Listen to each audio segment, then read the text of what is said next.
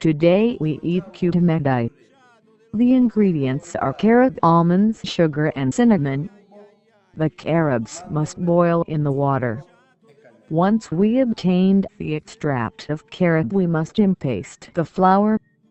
Once we obtained this impaste, we must stretch very thin and cut it in some circles where we put inside some almonds. We add some sugar.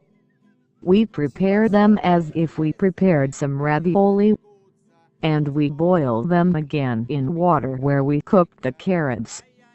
After 10 cooking time, we put them into the plates.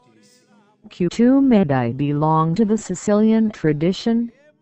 In the past, just rich people ate them. Then poor didn't know this dish. It's very simple dish to prepare. It's not so famous, but now we can prepare it, thanks to poor who work in the rich people's houses.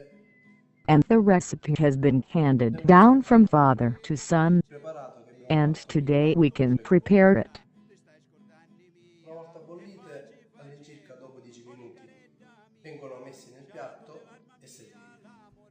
I cotturetti sono un piatto molto antico e non è da tutti conosciuto in quanto veniva fatto come piatto nobiliare, quindi i poverini non conoscevano, diciamo, questo piatto.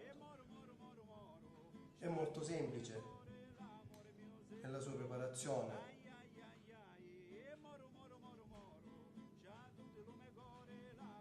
Ed è conosciuta questa ricetta da pochissime persone in quanto erano quelli che andavano a lavorare da questi nomi, quindi le ricette si sono tramandate da madre in figlia.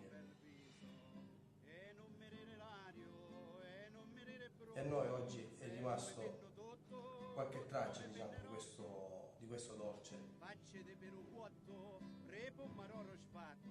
Dimmi cosa t'ho fatto che non